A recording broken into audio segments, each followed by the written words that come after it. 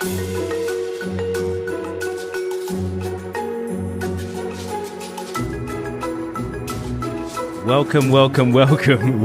to Problem Busters, episode 2. Ollie, how are you?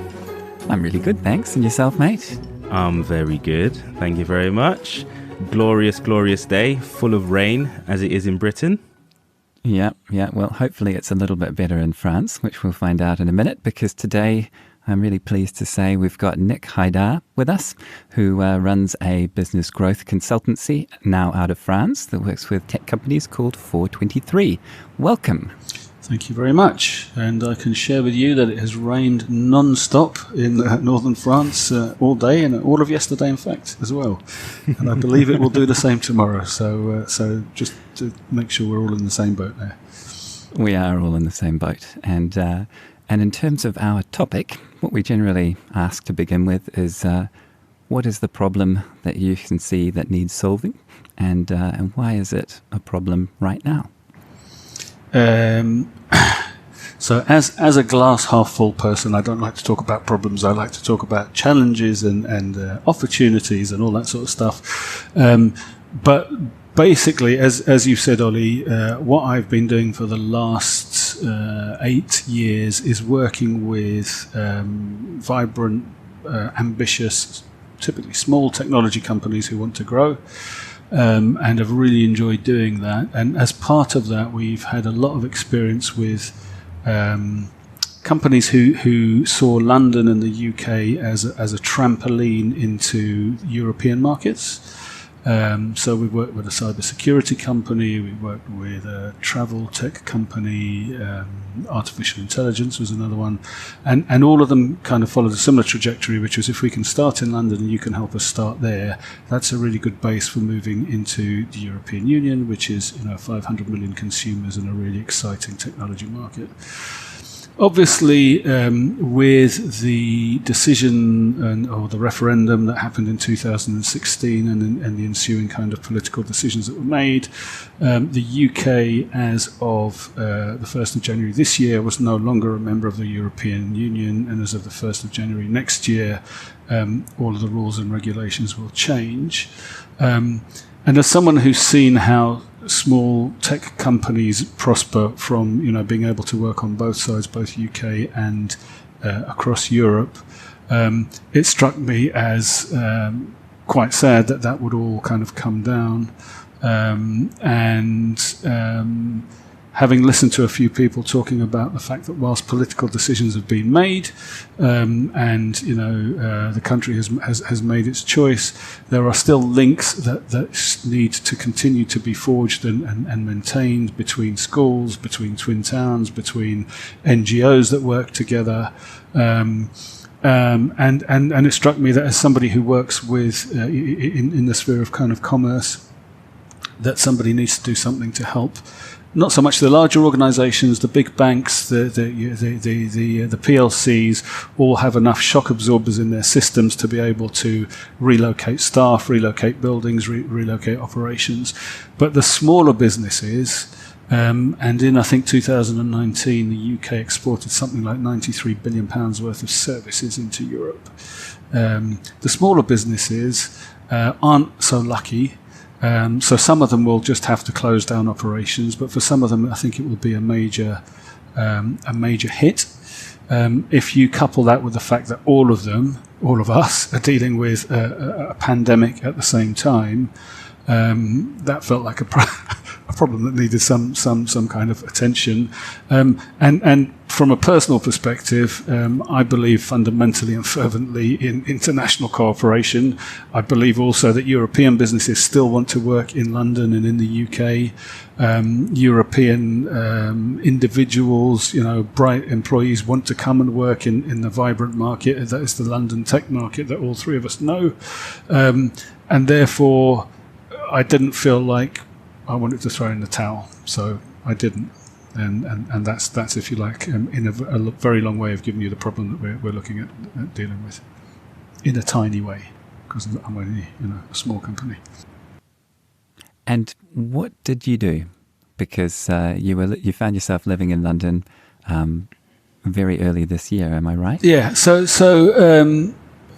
as someone who takes this very seriously, both from a personal and a professional point of view, I've obviously been studying what went on politically over the kind of the 4 years between the referendum on the 23rd of June 2016 and the ultimate kind of exit from Europe at the end of 2019. I've been trying to understand the impact that would have had on my business, on my clients, and therefore by extension on other businesses that are in the kind of same technology sphere. I felt that there was, as we all know, the whole Brexit debate is a very divisive one, we have to put aside whichever side of the fence we were on with that particular debate and talk about the fact that it has happened, it is real.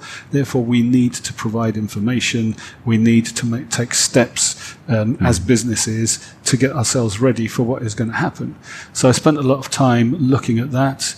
I'm very pleased to say that I now have a partnership with one of the UK's leading EU regulatory experts, a lady called Sietske de Groot, who for 7 years represented the Federation of Small Business, the UK Federation of Small Business in Brussels. As you probably know, the UK has something like 5 million small businesses. So when things like the GDPR data legislation was being drawn up, she was helping represent what UK businesses and small businesses needed. So she's extremely, her and her organisation are extremely well versed in what's going on and in trying to predict what might happen. So with her help, what we've actually been doing is building an ecosystem of experts on both sides of the water, if you like, to be able to help businesses depending on which area they're in. We primarily focus on technology and therefore service businesses. So we've been building this ecosystem to provide information, to provide analysis, and ultimately to provide support to help businesses through the changes they're going to have to make as we move from the transition period to the UK being a third country with relation to the European Union. So you're saying you have a team of experts to build this sort of ecosystem to help businesses transition. Are there common themes that you find are picking up that a lot of businesses need to sort of address to help with the transition? And if you could give us a breakdown of sort of the expertise and of each of these experts and what they tend to address in businesses that need to transition over. So what we've looked at is if we think about technology companies, the kind of things that they do. The first thing is that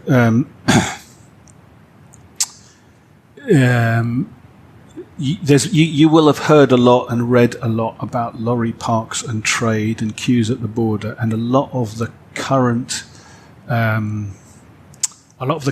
kind of press coverage is about import and export and trading companies, right?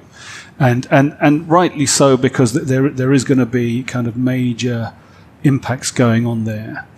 But what we focus on is service companies. Now, a service is anything that isn't a physical good. So it could be software that somebody sells. It could be a teaching service that you offer through YouTube. It could be financial services. It could be any number of things.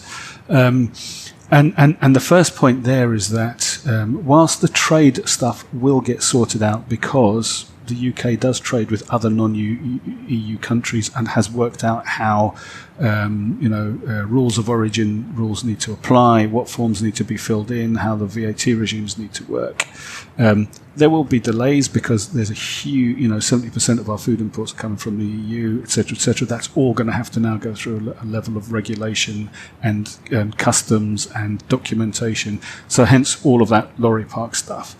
What people aren't quite clear about is that with the services businesses, the system is going to be completely disparate. So before, what we used to have was something called home country principles. So I run a consultancy, I'm in the UK, we're part of the EU, I have the right to go and offer my services based on the rules we have in my home country, which at the time was the UK, anywhere in 27 other countries. That's how it worked. I can sell my software anywhere else in those 27 countries. I can provide my podcasts for sale or whatever it might be. Those are services, right? Sounds like a good business to get into, Jonathan. Yeah. What happens now is we move from home country, as in whatever is okay. If you're regulated and okay in your home country, and your home country is part of the European Union, you can operate anywhere with some kind of idiosyncrasies, but pretty much that's the piece, right? So now what's host country? What that means is if I'm a lawyer in the UK, I now no longer can be a lawyer in 27 other countries unless I make my qualifications are recognised in 27 times. They may have rules that say I have to do different things. I may have to take 27 different levels of professional indemnity. And actually, and this is, one of the stark things that comes up is they may now be able to legally discriminate against me coming in to try and sell my services because actually you're not part of our club. So we are going to offer this contract or this service to European companies. We're going to favour those in front of others, right? So all of that stuff is coming in. So that's the first and probably most fundamental part. To answer your question, Jonathan, is we've got expertise from people like Sietske that I was talking about, who can look at the different industries and say, okay, in your gig, boys and girls, you need to think about these things, etc., etc. So that's thing one. The services generally. Then we've got the more kind of mundane things, legal representation, how will your business need to operate, what are the laws you need to abide by now in 27 different countries, accountancy. There was a very simple uniform kind of VAT recovery service that was offered to all sorts to all UK businesses. That now changes, so there's a whole kind of VAT story there. The whole piece about employing people now is going to change. So the first thing is that we'll help companies look at which industry they're operating in and what particular legislation goes around that. So, for example, it may be of interest to yourselves that the audiovisual industry, at which Britain is by far and away the leading player in Europe, is going to be extremely restricted for UK companies. So having an understanding of that level of kind of individual industry idiosyncrasies is the first piece of support. Secondly, we're looking at most of the kind of key professional services, so legal support in different European countries, to ensure that if somebody wants to operate in whichever way they go, that they are obviously compliant and operate within the law. Accountancy practices are now, they vary country to country. Those will have to be supported. So we have partners that can provide that kind of capability. Company formation, if that's what the organisation wants to do, if they want to create their own representation in one of the EU states. HR management and human resources law is another thing that varies differently and greatly. So kind of support on that area.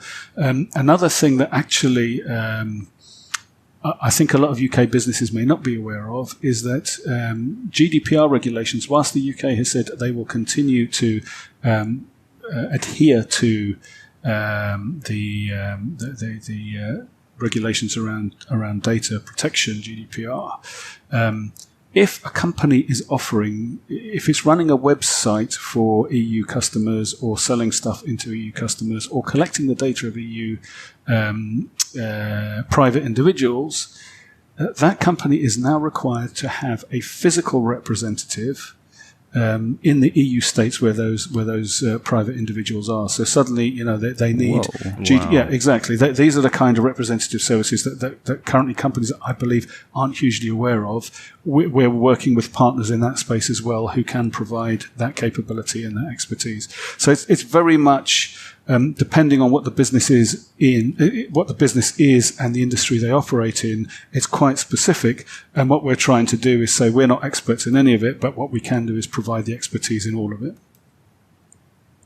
And I was reading about a study from Aldermore that found that in the UK, 59% of SMEs don't fully understand their supply chains, and 1 in 10 believes they would not survive any kind of disruption to their supply chain. So I think the thing that concerns me is that folks probably A, don't know what might break in their supply chain, and B, just have never had to think about things being in any way harder than they are right now. Yeah. I think it's been really hard for UK SMEs. If you think about what they've been through, I'm reading currently now that the UK government is saying they've all got their heads buried in the sand and they're not ready, and only 30% of them are ready, or whatever else. You know, if we go through 2019, there were, I think it was April, October, and December when the UK was going to drop out and everything was going to finish, and we were all going to have. So there were 3 false alarms, and what we know, or what I know from working with EU experts, is that in the period immediately prior to each one of those 3 false alarms, there was a huge rush of, okay, we better get ready, we better get trained on what we need to do, we better learn the legislation. And as soon as each one of those false alarms turned out to be a false alarm, or the can was kicked down the road, they all disappeared again. So you know, the partners that I'm working with said they had kind of feast and famine 3 times during the year. But to be fair to those SMEs, it's happening, it's not happening, it's happening, it's not happening 3 times. Then we get into the transition period. Then somebody organised a pandemic, and they're all trying to stay alive, you know, and keep their businesses afloat through that. So that it's probably a little bit understandable that they haven't yet had a chance to get their heads around where they should be. And coupled with that is the fact that even now today, no one knows what the final outcome is going to be. The reality is we know a lot, or we know enough for people to be able to work on a worst case scenario and what they should be thinking about. We don't actually know the details of what is going to happen. Is there actually going to be a deal, or is there not going to be a deal? The reality is, whether there's a deal or not, there's not much difference between the two, because the changes between what we have now and what we're going to have are huge, and that's where they need to get ready. Okay. So, say I'm an SME and I do business into Europe. Yeah. With all this uncertainty, and I've come across the let's say the Problem Busters podcast. So I'm hearing this for let's say the first time. Is there any sort of checklist, or is there anything like I can have to sort of prepare myself to help, you know, lessen the blow? Or yeah. So I mean, we can go through a few things that you as an SME should think about, and then I can kind of point you in some direction. So I think key areas you want to think about, we've touched on some of them already, but think about your staff, right? How many are EU nationals? We've already alluded to, you know, if we think, I'm being very selfish and talking about the technology companies that I work with. Typically, the development team, the product team, the support team will be taken from any number of different, EU countries. I think that's a very common kind of profile for tech companies in the UK currently. So, how many are EU nationals? How many have applied for settled status? So, will they be able to stay after the end of the year? Are you looking to hire more people? Do you typically hire them from the same places? You need to think about that, because if you're going to hire people next year, you're going to have to pay for them. If they come from the EU.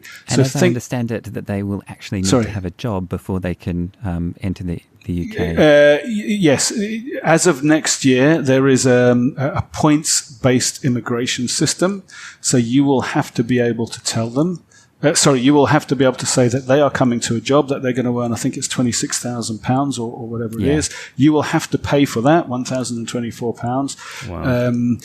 Well, depending on their level of English language knowledge and qualification, etc., etc. But those kind of things are kicking in, right? So first thing is, for your SME, Jonathan, think about your staff and think about that properly. The second one is what Ollie's already alluded to. I better think about my suppliers. How much of the stuff that I'm doing now currently comes from the EU, or how much of my suppliers, because we're talking about complex supply chains here, are supplied from people in the EU, because there's a knock-on effect there.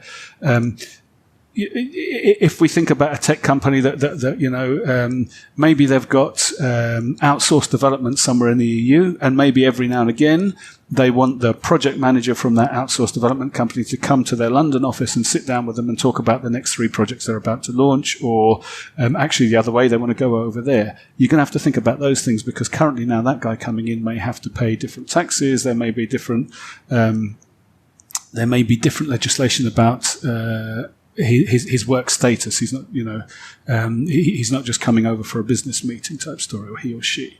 So think about your staff, think about your suppliers, think about mobility. That's what we've just touched on there.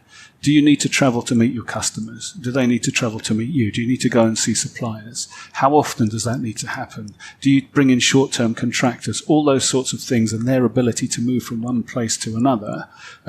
We may get into, and again, this is where there are lots of known unknowns. We may get into silly levels of detail where actually going in through a customs border, you may have to pay or fill in a form around the laptop that you use for work because you're going to work there for 3 days or whatever else.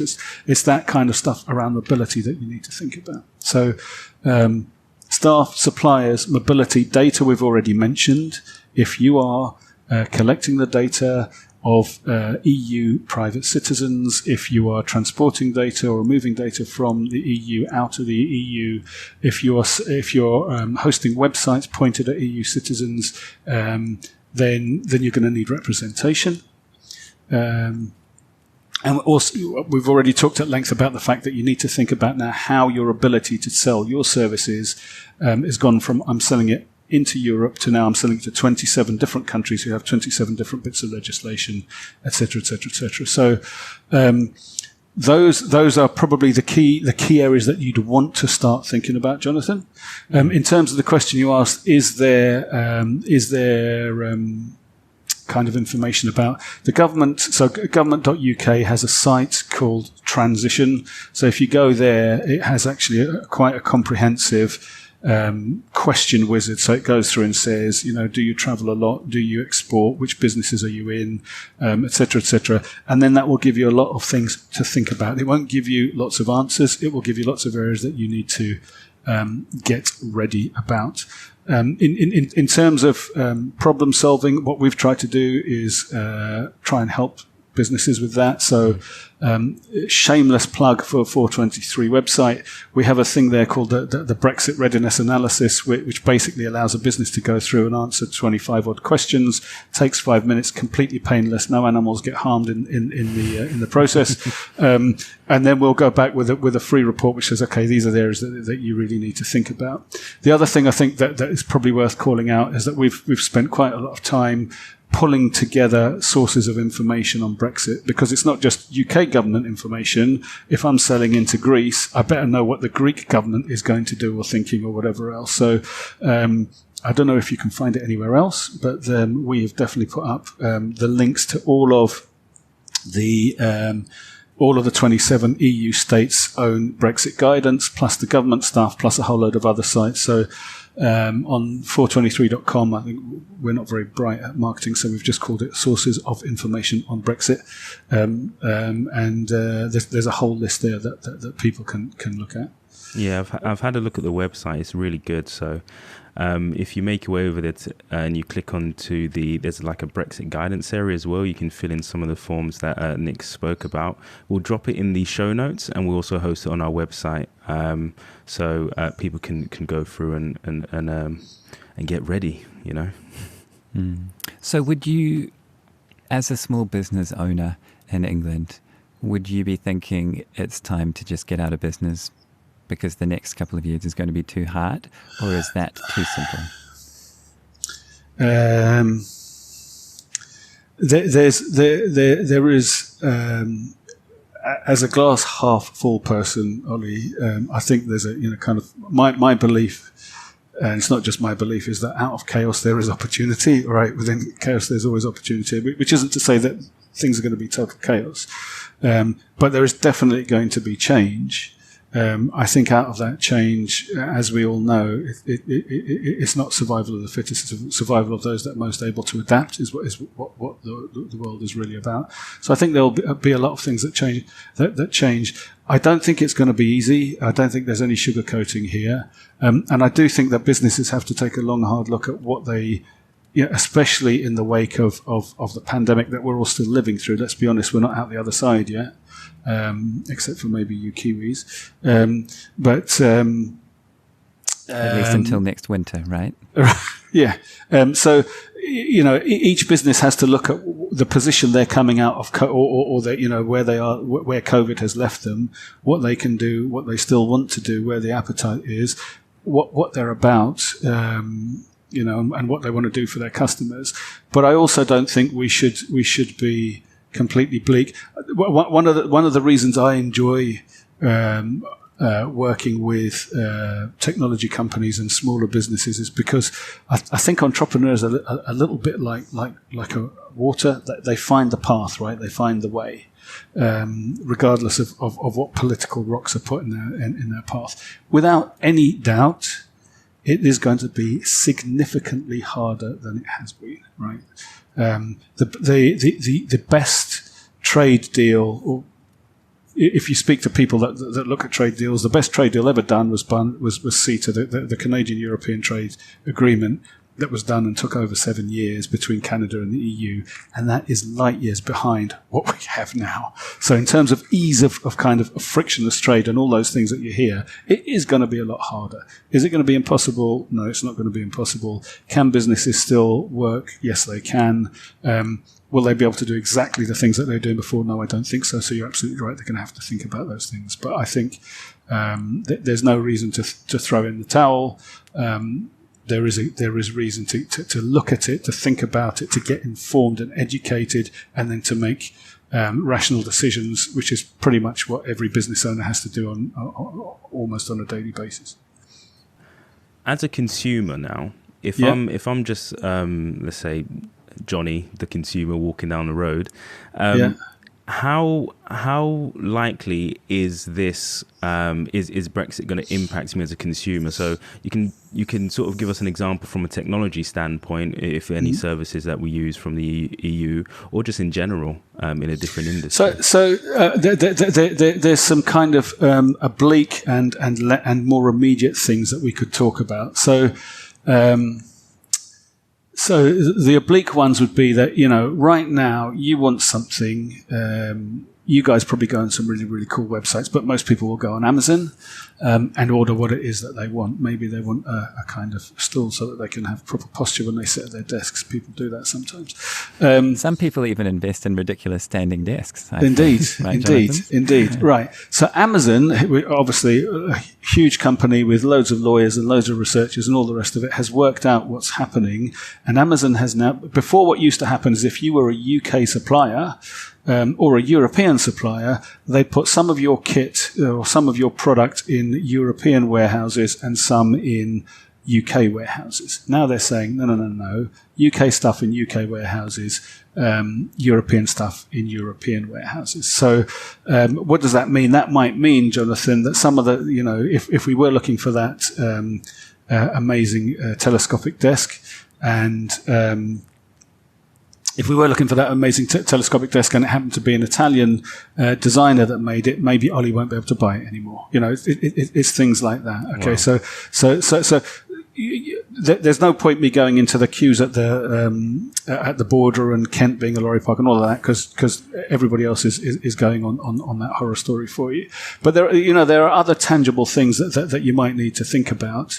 They're really silly things like, if you want to go on holiday to the European Union, you can still do that. You'll have to stand in a different passport queue because you're not in the EU citizens one anymore. But I just like that so much because I felt so smug when I got to the UK with a UK passport.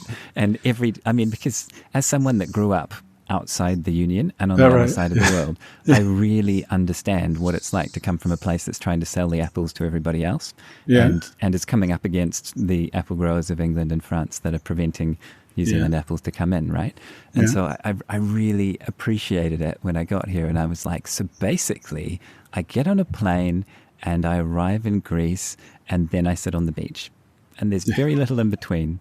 And I find it really difficult to imagine that changing, if I'm honest. Yeah. So other than that queue, now it's silly things like if your passport's only got 5 months left on it before it expires, you won't be able to travel, right? I think the other way, everybody in Italy, for example, has got what's it called? identity card. They were able to come to the UK with just the identity card, not the passport. Passport's a bigger deal in Italy and France than it is because everyone's got an ID card. Now they're going to have to show their passport, so that kind of hits them. The booze cruises, let me take a white van and go to Calais and fill it up and come back. That stuff's going to change. If you were just nipping over on holiday, we all have a thing called an EHIC card, a European health insurance card, which basically says because you're a member of the European Union, we'll treat you in our hospitals, and if one of our people gets sick, you'll treat them in your hospital. That's the way it worked, and it cost you nothing, right? I think it's officially called E111 or something.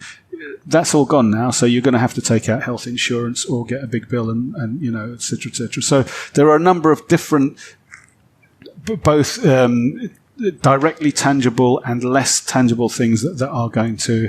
the other one is the telcos have said they won't necessarily start imposing roaming charges again, but that doesn't mean that they won't. It just means that they said they won't necessarily do it. So, you may find yourself with those stupid bills that you're probably too young to remember them, Jonathan, but that we used to get when trying to... He doesn't include me in that because I am old enough to remember them.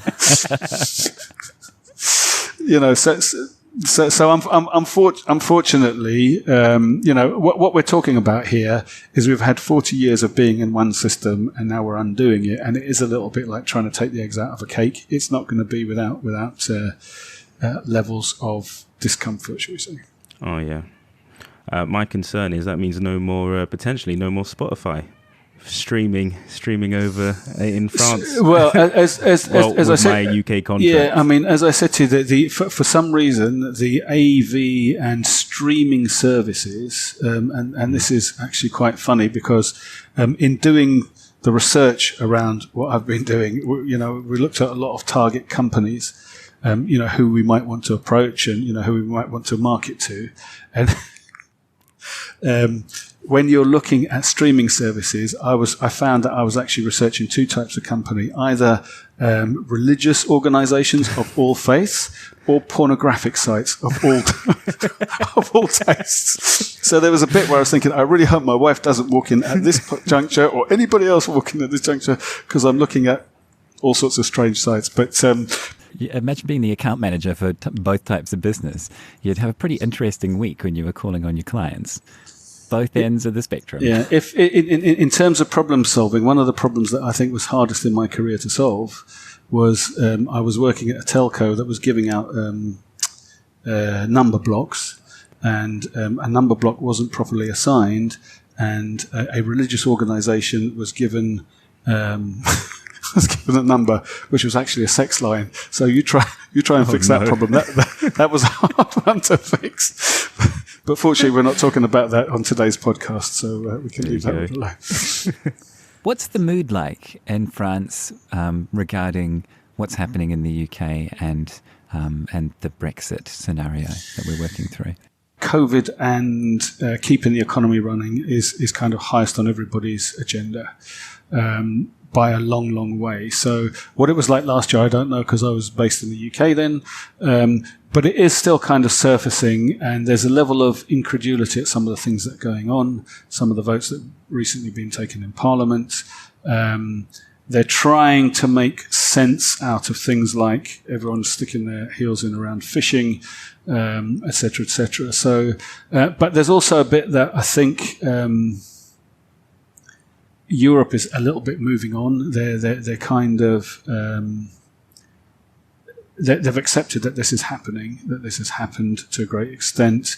I think France is being slightly more, if I read the reports correctly, slightly more, I was going to use the word intransigent, I don't quite mean that, but slightly more hard line in some of the negotiations in some of the other countries. But I still think if you scratch the surface, people are thinking, are they really doing this? But everyone's got so much to be getting on with it. That's what they're getting on with. And I probably don't qualify to speak for the French nation, having been here only a few months. Well, I'm quite grateful to be on a podcast with two people who speak French. So that's certainly more closer to the culture than I was previously. There you go. Just about speak French. That's two of us. Yeah, so maybe between the two of us, there's a whole person that speaks French. not either one of us. European response. There we go. So, as SMEs as a whole in the UK, is there anything that consumers can do to help lessen the blow to consumers, like farms and things like that? I'd imagine they'll get hit pretty hard. That's something that I hadn't really pondered a lot, Jonathan. Is there anything that consumers can do?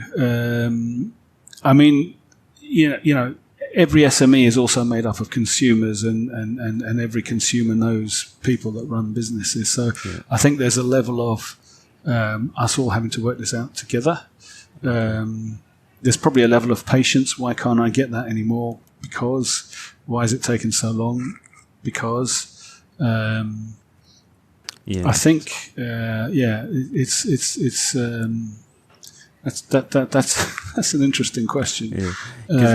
I do it in the sense that, for example, there's a lot of sellers on places like Amazon or eBay and stuff like that, and rather than would it be help to say, okay, well, it will take maybe, I don't know, a bit longer, or it's a bit more expensive to get it from the UK, to just prefer to buy in the UK to sort of help these businesses survive that transition and get their sort of, I wouldn't say the supply lines, but just, you know, help that turbulent period for a while. Yeah, I mean, to an extent, I think you're right, but I'm old enough to remember in the early 70s they had a kind of Buy British campaign, and I think a lot of countries are doing the same now after COVID. They're all trying to, you know, heavily promote, understandably, you know, their local industry, but there is a bit where actually the market kind of, I'm not talking about completely unregulated markets, but a regulated market does find its right place, and if the right products are coming from, you know, if consumers want a quality that is only available from, you know, say Italian consumers only want a product that is only available. Just take Scotch whiskey, for example. I just happened to be in the supermarket the other day and was amazed at the amount of malt whiskey, not just kind of standard stuff that you get, but proper, decent malt whiskey. You know, if consumers are going to want that, and we hope they will, then it's probably good that they keep the levels of demand up, so that, you know, the exporters or importers or the technology companies and developers find ways to do that. So you heard it here first, folks. If you want to support your local industry, you need to drink more. Or did you have a slightly bigger point to make? It may have been a bigger point, but let's go with yours, Ollie. It's easier to fathom. That's all good. See, that's very interesting. I wasn't around with the sort of Buy British sort of campaign. That was a long time before I was even I was even around. So I think that's quite interesting to see, to have that sort of perspective on when a particular narrative is pushed, and just to see how that tends to sort of, well, everybody just ends up buying what they want anyway, if that makes sense. I mean, as people, my life, or a lot of my professional career has been around product. I'm a big believer in, you know, the product isn't good because it's French or Italian or English. The product is good because it's been properly thought through by people understanding the people who are going to use it. What problem is it solving? Because that's what products are about. And therefore, I'm a big proponent of, you know, the right product has to win, not just because it's got a different flag on it type thing. So I think I'm always going to go that way on that question. Fair enough. And it's interesting, you know, I just touching back on the Buy British, it's been huge in New Zealand over the years, Buy New Zealand Made. It's also been quite big in Australia. I can see the stickers and the logos for each of those campaigns because they've run my entire life. Right. And it's a big deal because people have, in a different sense to Europe and England, have seen the influx of Chinese goods particularly, but goods from all across Asia, right? Whether it's from Japan or elsewhere. and they've seen how that's affected the local market. And so there's this understanding that, if you buy local apples, if you buy local anything, then you're supporting the team, and the team is small, and we've got to stick together. I wonder if we're going to see a bit more of that camaraderie, not just because of the Brexit situation, but also, like you were saying, Nick, because of what's happened with COVID, and people getting a bit of a jolt to realize the value of the community to them, and then to the community. Yeah. I mean, it's, certainly I've been quite struck by what I've seen in France with, I go and buy the bread and it says on the bag, this bag was made by local producers. That the bag is, the paper bag that the bread is in. And you see a lot of the advertising on TV now is these are French products or locally grown products, and not just that, French insurance company, etc., etc. And I'm seeing similar things in Italy. I think there is a drive because of COVID to, for people to think about that. And actually, that may be one of the interesting kind of things that come out of this pandemic. We've got so used to this global economy. Actually, have we got the balance wrong? Should we be thinking a little bit more about? Clearly, on the ecological side, it helps us. I'm not into jingoistic drum banging on any side, but I think it's important that we do kind of look at that in the round and think about all of the angles on that piece. The flag on the bag is both positive and negative, and I think we have to kind of think it through carefully. Mm. Yeah, absolutely. So that's quite interesting then. So if we're looking to a post-Brexit future, yep. What you've just touched on maybe we've got the balance wrong, or will things sort of balance out as we go forwards? What is your view? Is it likely we're going to sort of go back into the EU, or are we? I guess we can only plan for what's happening, which is Brexit. But what are your views on a post-Brexit landscape? I think, and there are people far better qualified than me, that politically it's very hard for the UK to rejoin the European Union anytime soon. If you look at just the makeup of the UK Parliament, there isn't a party in the UK Parliament now that is talking about rejoining the EU, right? For whichever reasons, government, opposition, backbenches, whatever. There is no political drive in Parliament. There may be outside. There are lots of pressure groups that were set up between referendum and exit that are still operating. So politically on that side, I think that's going to be very hard.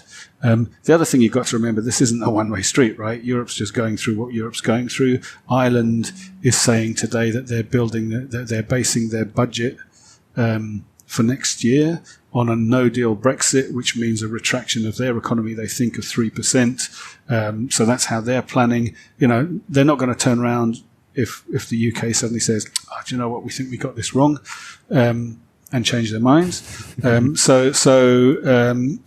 probably if the UK does want to come back, then the terms won't be as advantageous as the terms that the UK had. The rule, I believe, is if you want to join, you've got to take the euro. That, as we know, would be quite a divisive thing in the UK, etc., etc., etc. So, for all those number of reasons, I don't think it's anything that's going to be happening anytime soon, which is a bit why I'm doing what I'm doing, because I do believe in forging links and relationships and international cooperation and all those sorts of things. So, I think it's going to be a bumpy ride in the short term, just because the decision making has been kicked down the road and kicked down the road and kicked down the road. There's 79 days left, right? There's 79 days in about 5 hours, I think, or something. As I say, there's a ticker on my website. When I looked before this podcast, it was 6 hours, so I'm guessing we're about 5 hours.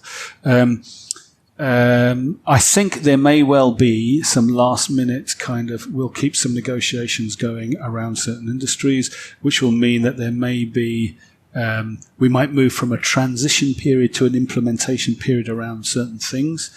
And I very much hope for a lot of UK and European businesses that that's the case, because, the longer we have time to actually for people to prepare properly and adapt, the better it's going to be. And obviously, the other unknown is how this pandemic plays out for all of us. So in the short term, much as I keep saying I'm a glass half full person, I think the watchword here is people have to prepare, people have to get informed, people have to think about it. There are going to be changes, there are going to be bumps in the road, there are going to be things that we used to do that we can't do, so you better bloody work out what those things are or how they affect you. Okay. Yeah, and I guess the first step of getting informed and knowing what to do is to go to 423.com. And, there could be worse ways of doing it. But what we've tried to do with all of these things is we are not the experts, but we know where the experts are, and we would like to bring you to the experts.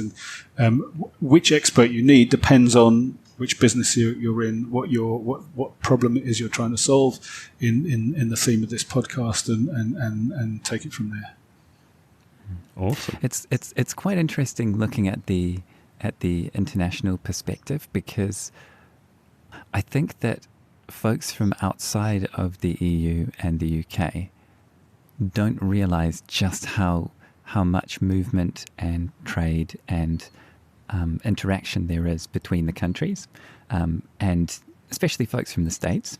You leave the States once a year, twice a year. You don't have a long weekend in France. It's just a very different proximity, flying across from coast to coast. Maybe you do that a couple of times a year or down the country. But, and it's just such a fascinating situation for me, because I didn't move to the UK, I moved to Europe. Mm. That's exactly how I thought about it, how I talked about it. I'm going to go over to Europe, and things seem to be happening over there. Yeah. It's such an interesting time. And that's one of the. I'm in Lille. Why? It's an hour and a half on the train to London. If I point the car the other way, I'm in Brussels. If I point it slightly north, I'm in Amsterdam. It's an hour to Paris. And it's I just believe in all of this stuff, right? No one's got the right answer, but we're a lot. It sounds really crass, but we really are a lot better together. And what we're trying to do in terms of problem solving is try and keep some of this together. That's what we're trying to do. Awesome. If you could recommend one book or TV show or movie that you've come across recently that inspired you, what would that be? Or maybe a couple, if you fancy. Yeah, I saw that question. I thought that was a cheeky one because there's so many, and I wasn't quite sure. If I'm talking about business, what's it? It's on my shelf there. The Autobiography of Andrew Carnegie. Andrew Carnegie, who was went to the States from Dumbarton, I think it was, in Scotland, at the turn of the last century, and was, other than a hugely successful businessman, there's always a little bit of in the right place at the right time, but there's a level of principle there. And somebody who was a real mentor for me, and probably the best boss I ever had, gave me that book. And I'm not sure if it kind of changed my life or anything, but it, a lot of the principles and the belief that you have to do the right thing for people and business has to be ethical, I found hugely inspiring. Also, the fact that where I grew up in North London, the local library was financed by him and his Carnegie Foundation, because that's where he put his money back into his riches into helping develop education in Scotland, where he was from, and elsewhere. So that would be one. As somebody who it's funny actually. So when I was come to France, I got a huge library of books at home and lots of business books, and I'm just looking and I'm being consistent, because the ones I've brought and are on my bookshelf here are the ones I'm calling out to you. As somebody who believes in any business is only as good as the people that are in it, and you have to look after the people, there's a brilliant book called Drive by Daniel Pink. which is about what motivates people at work, and it's not money. Money is part of it, but it's not money. And I really enjoyed that book and learned a huge amount from that. But it would be absolutely remiss of me as a Lebanese person not to say that the book everybody should read is The Prophet by Khalil Gibran for two reasons. One, it's a brilliant book, and two, actually, he was a friend of the family, or he was a friend of my great uncle. Big friend of my great uncle, so a little bit of reflected glory there, and plugging the Lebanese flag there, which is what I said we shouldn't do, but we'll make an exception on this podcast if that's part of the flavour of the continent, right? Absolutely. And as somebody who lived in Australia for many years, I have enjoyed the flavours of Lebanon for sure. Good. Yeah, one of the first things I had to do when I got to Lille was just find out where I'm going to buy my tahini from and where all the Lebanese shops are. But fortunately, we found them. And my daughter's in Spain at the moment, and she found a couple in Sevilla as well. So we've been swapping pictures. Look, we're everywhere. So if you could point out a recipe for folks to have a look at for Lebanese food, particularly vegetarian food, right? Because you are vegetarian these days. Yeah. What would it be? I'll tell you what I have for breakfast, which is the simple. It's not a recipe. It's just a really simple but perfect meal. You get tahini, and then you go and get I think it's pomegranate molasses. You put the pomegranate molasses. It's a little bit like the Lebanese version of peanut butter and jelly that they have in the States, but infinitely better because I'm prejudiced. You put those two together, you mix them up. It's an absolutely perfect way to start the day. And you eat it with a bit of bread, Lebanese bread, obviously.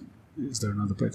But that would be a quick one. Other than that, we could be here for hours while I go through my mother's repertoire already. So we'll start with that. And if we do a Lebanese recipe podcast, I'll be very happy to oblige. Wonderful. Right, I think we better stop because everybody's going to be hungry right now. I love pomegranate. Good. Yeah, honestly, try it. Tahini, we call it dibs rumman, but it's pomegranate molasses. Mix it up so it just changes colour. Dip your bread in it. Tell me if the world doesn't end right there. Awesome. All right. Thank you so much for being on the show. And, cheers, guys. Thank you for inviting me. You're welcome. Listeners can contact you at 423.com. We'll put the link in the show notes. And you can follow the Problem Busters podcast on Instagram, LinkedIn, and Facebook at Problem Busters. So pretty simple. Search us, find us, follow, like, subscribe. And until the next time. Beautiful.